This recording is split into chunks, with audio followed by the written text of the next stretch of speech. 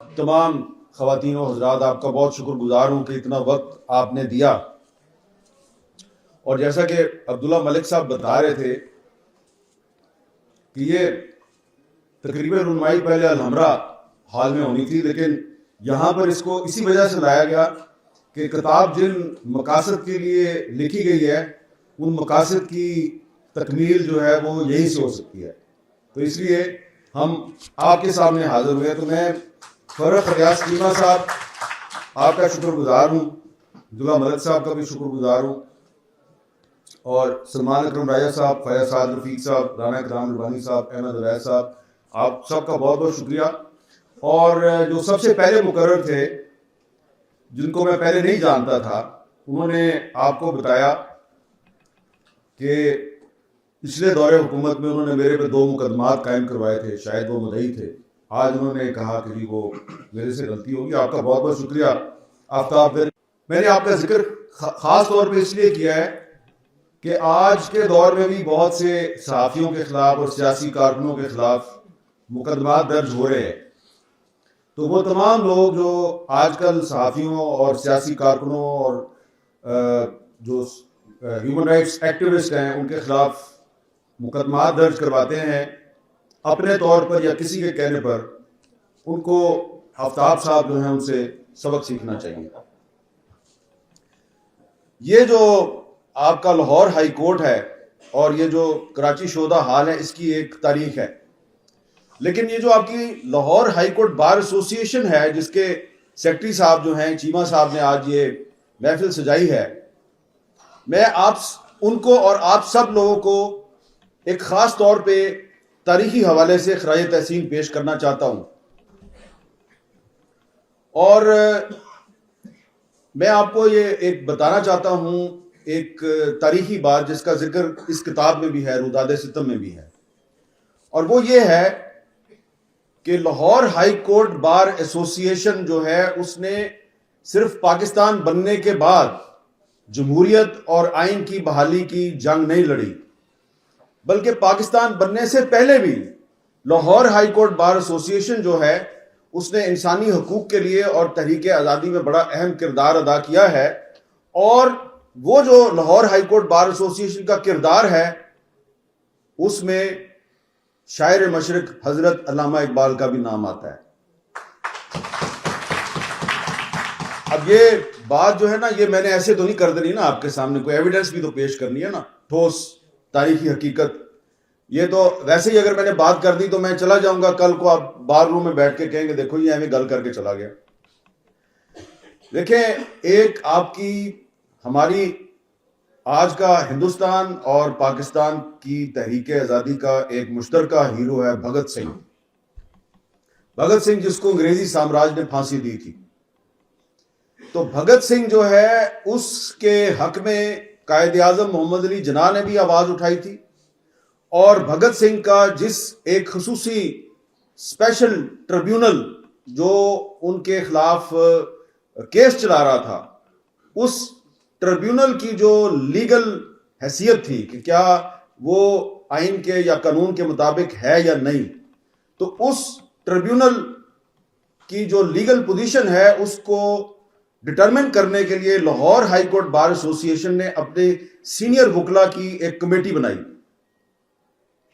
उस कमेटी की जो रिपोर्ट है वो 19 जून 1930 को सबमिट की गई। शायद अब वो लाहौर हाई कोर्ट के रिकॉर्ड में वो रिपोर्ट नहीं होगी, लेकिन इंडिया में एक हिस्टोरियन है एजी नूरानी, और एजी नूरानी साहब ने भगत सिंह पर जो अपनी एक किताब लिखी है और बड़ी रिसर्च बेस्ड किताब है, उसमें उन्होंने बहुत से हिस्टोरिकल डॉक्यूमेंट्स जो हैं उनको इकट्ठा कर दिया है, और जो उन्होंने वो Lahore high court bar association की उस कमेटी की रिपोर्ट अपनी किताब में शामिल की है। वो हाई कोर्ट बार एसोसिएशन की रिपोर्ट जो है वो ये कहती है कि भगत सिंह का जिस कानून के तहत ट्रायल हो रहा है ये कानून गलत है, भगत सिंह का ट्रायल गलत है और उसको किसी किस्म की कोई सजा नहीं दी जानी चाहिए। और उस रिपोर्ट पर जिन उस जमाने के 5 नामवर वकला के दस्तखत हैं, एक तो है गोकुल चंद नारंग, برکت علی ایڈوکیٹ, نانک چند ایڈوکیٹ اور ڈاکٹر محمد اقبال ایڈوکیٹ. علامہ اقبال نے بھی اس پہ دستخط کیے. اب کتاب اگر پاکستان میں چھپی ہوتی تو بہت سے لوگوں نے کہنا تھا جی یہ تو کوئی پروپیگنڈا مٹیریل ہے. کتاب بھی انڈیا میں شائع ہوئی ہے اور اس رپورٹ کا تھوڑا سا انہوں نے عکس بھی شامل کیا ہے. تو یہ میں نے آپ کو ہسٹوریکل بات اس لیے بتائی ہے کہ یہ وہ فورم ہے, لاہور ہائی کورٹ بار ایسوسی ایشن کا وہ فورم ہے جس کے ساتھ علامہ اقبال منسلک رہے, اور انہوں نے اس دور میں انگریزی سامراج کے خلاف آواز اٹھانے والے بھگت سنگھ کے حق میں انہوں نے ایک رپورٹ لکھی. اور میں یہ مطالبہ کرتا ہوں آپ سے, میں گزارش کرتا ہوں کہ وہ اے جی نورانی صاحب کی رپورٹ میں سے, وہ کتاب میں سے وہ رپورٹ نکال کے آپ اس کو یہاں پر ریپروڈیوس کریں اور جو وکلا ہیں وہ اس کو پڑھیں, کیونکہ آج بھی اسی قسم کے قوانین بن رہے ہیں. پاکستان تو بن گیا ہے لیکن بہت سے ایسے قوانین بن رہے ہیں جن کو دیکھ کر ہمیں انگریزی سامراج یاد آ جاتا ہے. اب یہ سیکشن 144 کیا ہے, دفعہ 144, یہ بھی تو انگریزوں کے دور سے چلی آ رہی ہے نا. تو یہ میں یہ سمجھتا ہوں کہ اس کتاب میں نے اس واقعے کا اسی لیے ذکر کیا ہے کہ آج کے پاکستان میں یہ جو جبر اور ظلم ہو رہا ہے اس کو جاری رکھنے کے لیے جو برطانوی سامراج کے قوانین ہیں ان کو آج بھی استعمال کیا جا رہا ہے. اگر اس کو تبدیل بھی کیا جاتا ہے تو اس کو نئی شکل میں دوبارہ مسلط کر دیا جاتا ہے. تو یہ دراصل میری روداد ستم نہیں ہے, یہ قائد اعظم اور علامہ اقبال کے پاکستان کی روداد ستم ہے جس میں آئین اور قانون بھی مظلوم ہے, جس میں جمہوریت بھی مظلوم ہے, جس میں میڈیا بھی مظلوم ہے, جس میں انصاف کے ادارے بھی مظلوم ہیں, کیونکہ وہاں پر بیٹھے ہوئے جج جو ہیں اگر وہ کسی کی مرضی کا فیصلہ نہیں کرتے تو پھر ان کے ساتھ وہی کچھ ہوتا ہے جو کہ جسٹس صمدانی کے ساتھ ہوا تھا. اب دو طرح کے وکلا ہیں اور دو طرح کے جج ہیں. ایک جج وہ ہوتا ہے جس کا بیٹا جو ہے وہ لیٹ نائٹ اپنی گاڑی کے نیچے دو بچیوں کو کچل دیتا ہے, ان کو قتل کر دیتا ہے اور اس جج کے خلاف کوئی کارروائی نہیں ہوتی. اور دوسرا جج وہ ہوتا ہے جو پہلے وکیل تھا پھر جج بن گیا اور 40 سال تک کسی کو خبر نہیں ہوئی, اور 40 سال کے بعد کسی کو یاد آتا ہے کہ اس کے تو ڈاکومنٹس ہی غلط ہیں. اب یہ وہی بات ہے کہ وہ ایک جنرل فیض حمید تھے, تو انہوں نے میجر جنرل کی حیثیت میں ایک ہاؤسنگ سکیم کے مالک کو لوٹا. اس کے بعد ان کی ترقی ہوتی گئی, وہ D G I S I بھی بن گئے, وہ کور کمانڈر بھی بن گئے, پھر وہ ریٹائر ہو گئے. یعنی کہ ان کو پرموٹ کیا جا رہا تھا, ڈیموٹ نہیں کیا جا رہا تھا. اب آگے ہمیں پتہ چلا یہ بہت کرپٹ آدمی تھا. تو یہی واقعہ جو ہے یہ ایک جج صاحب پہ بھی صادق آتا ہے. ان میں اور فیض حمید میں کوئی مطابقت نہیں ہے, لیکن یہ ہمارا سسٹم ہے کہ یہاں پر آدمی جب اقتدار میں ہوتا ہے, اپنی کرسی پہ بیٹھا ہوتا ہے تو اس کو کوئی نہیں پوچھتا, لیکن جب وہ تھوڑا سا کمزور ہوتا ہے تو پھر اس کے خلاف کارروائی ہو جاتی ہے. تو یہ کتاب جو ہے اس میں سارے مضامین, سارے کالم جو ہیں وہ مطبوعہ نہیں ہیں, اس میں کچھ غیر مطبوعہ مضامین بھی شامل ہیں, اور میں وہ غیر مطبوعہ تحریریں اس کتاب میں شامل کرنے پر کتاب کے پبلشر محمد فہد صاحب کا شکر گزار ہوں, کیونکہ اب جب یہ کتاب پھیلے گی, اس کو اور مزید لوگ پڑھیں گے, تو محمد فہد صاحب یہ نہ سمجھیں کہ بڑی رونمائی ہو گئی اور پذیرائی ہو گئی, کچھ اور بھی ہو سکتا ہے. کیونکہ ہم نے تو سلمان اکرم راجہ صاحب نے آپ کو بتایا کہ ایک جج کے انکار کی کہانی, اس میں ہم نے ایک صرف جج کے انکار کی کہانی نہیں لکھی, بہت سے صحافیوں کے انکار کی کہانی بھی لکھی ہے. اور یہ جو ارشد انصاری صاحب بیٹھے ہیں نا یہاں پہ, لاہور پریس کلب کے پریزیڈنٹ, انہوں نے نہیں بتایا, ابھی کچھ ہفتے پہلے ان کے خلاف بھی ایک مقدمہ درج ہوا. ٹھیک ہے جی, ادھر یہ شاکر عوام صاحب ہیں, یہ سامنے بیٹھے ہوئے ہیں, یہ کہہ رہے ہیں جی عادی مجرم ہیں, لیکن تو ان پر بے انتہا مقدمے ہیں, لیکن جو لیٹسٹ مقدمہ ان پر درج ہوا ہے وہ غداری کا مقدمہ ہے.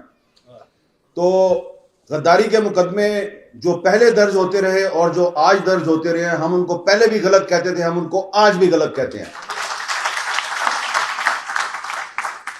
پھر جی اس میں ہم نے وکلا جو ہیں، بہت سے وکلا کا بھی ذکر کیا اپنی کتاب میں، جنہوں نے اپنی جرات اور بہادری سے بہت سے مشکل فیصلے جو ہیں وہ عدالتوں سے حاصل کیے. اور اس میں ایک بدتمیز لڑکی کا بھی ذکر ہے، اور وہ بدتمیز لڑکی کون ہے؟ وہ ہے ایمان مزاری. تو یہ جو کتاب ہے یہ ان تمام بدتمیز لوگوں کے خیالات کی ترجمانی کرتی ہے جو پاکستان میں آئین اور قانون کی بالادستی چاہتے ہیں. اور میں نے ایک جگہ پہ گستاخی کی ہے، آپ میں سے بہت سے لوگ میرے سے شاید اتفاق نہ کریں، لیکن جیسا کہ یہاں پہ کہا گیا کہ صرف عقل اور فہم کی بات نہیں کرنی چاہیے، کبھی کبھی جنون جو ہے وہ بھی غالب آ جاتا ہے. یہ احمد اویس صاحب کہہ رہے تھے. تو میں نے بہت بدتمیزی کا مظاہرہ کرتے ہوئے قاضی فائز عیسیٰ صاحب جو پہلے کبھی میرے ہیرو تھے، جب ان کا اصل کردار سامنے آیا تو میں نے لکھا یہ تو جسٹس منیر سے بھی گیا گزرا آدمی، کیونکہ انہوں نے جو کردار ادا کیا وہ میرے خیال سے وہ کردار نہیں تھا جو کہ جسٹس کے ایم سمدانی کا یا جسٹس دوراب پٹیل کا یا جسٹس رانا بھگوان داس کا تھا. تو میں بہت لمبی بات کر سکتا ہوں، لیکن سلمان اکرم رائع صاحب نے اشارہ کیا کہ ہو سکتا ہے ان کو یہ کہا جائے کہ بھئی یہ آدمی تو ہمارے خلاف بھی لکھتا ہے. آپ کے خلاف میں لکھتا تھا جب آپ کی حکومت تھی، جب ہمارے ایک ہیومن رائٹس ایکٹیوسٹ تھے ادریس خٹک صاحب، ان کو گرفتار کر کے تو فوجی عدالت میں ان کا مقدمہ چلایا گیا. تو میں نے کہا کہ یہ غلط ہو رہا ہے. تو جو اس دور میں، پچھلے دور میں فوجی عدالتوں میں جو مقدمے چلتے تھے وہ بھی غلط تھے، اور جو آج سیولینز کو فوجی عدالتوں میں ٹرائل ان کا کیا جاتا ہے وہ بھی غلط ہے.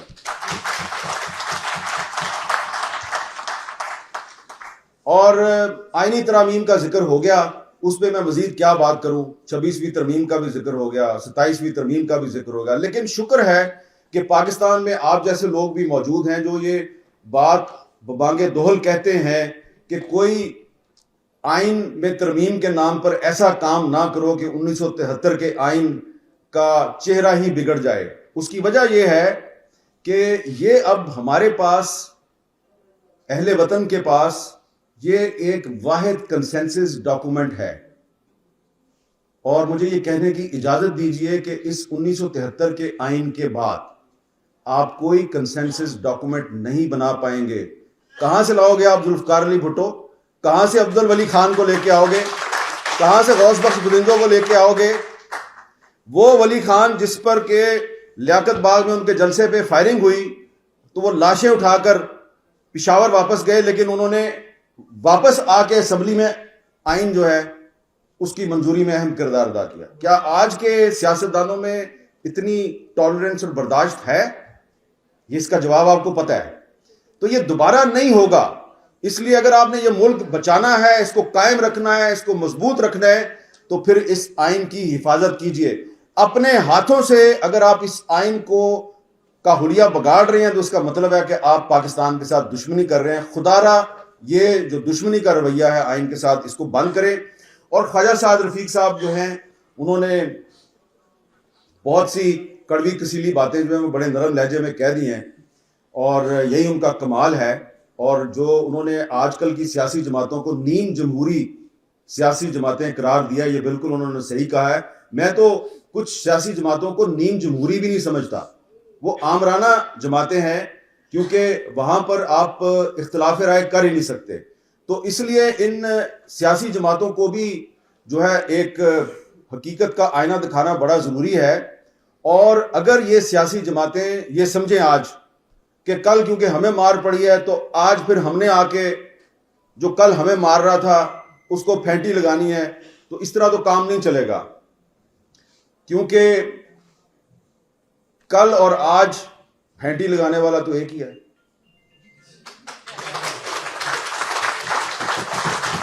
اب میں یہ بھی نہیں کہہ رہا کہ جو آپ کو پھینٹی لگاتا ہے, آپ کو ذلیل و خوار کرتا ہے, آپ پر بغاوت کے مقدمے بناتا ہے, آپ کو غدار قرار دیتا ہے, آپ اس کا گریبان پکڑ لیں, کیونکہ ہم تو ہمیشہ ایک پرامن سیاسی جدوجہد کے قائل ہیں, کیونکہ ہم قائد اعظم کے ماننے والے ہیں. انہوں نے ایک پرامن سیاسی جدوجہد سے یہ ملک بنایا, تو ہم بھی ہمیشہ یہی کہتے ہیں کہ آپ ایک پرامن سیاسی جدوجہد کریں.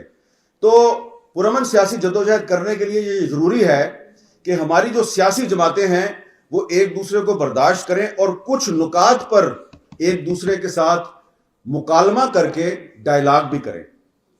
کیونکہ اگر آپ آپس میں ڈائلاگ نہیں کریں گے, مکالمہ نہیں کریں گے, اور دیوار میں ٹکر مار کے اپنا سر پھاڑ کے کہیں گے میرے ساتھ بڑا ظلم ہو رہا ہے, تو اس سے فائدہ آپ کے دشمن کو ہوگا. وہ چاہتا ہے کہ آپ دیوار میں سر ماریں اور آپ کا خون نکلے اور آپ کے ساتھ کوئی ناخوشگوار واقعہ ہو جائے اور وہ کہیں گے ہم نے تو کچھ نہیں کیا, دیکھو تو آپس میں لڑ کے مر گئے. تو اس لیے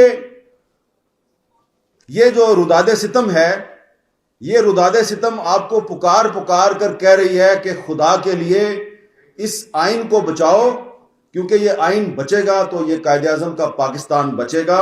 اور قائد اعظم کا پاکستان صرف اس صورت میں بچے گا کہ اگر پاکستان کی تمام اہم پولیٹیکل پارٹیز اور تمام سٹیک ہولڈرز جو ہیں وہ کم از کم اس ملک کو بچانے کے لیے ایک نقطے پر آپس میں مکالمہ کریں. اختلاف کرتے جائیں, آپس میں ایک دوسرے پہ تنقید ضرور کریں, لیکن آئین کو بچانے کے لیے اور آئین کا حلیہ بگاڑنے کے خلاف آپ کو ایک آپس میں اتفاق رائے کرنا پڑے گا, ایک مشترکہ حکمت عملی اختیار کرنی پڑے گی. اور وہ مشترکہ حکمت عملی صرف ایک ہی طریقے سے ہو سکتی ہے کہ آپس میں مکالمہ کریں, آپس میں مکالمہ کریں.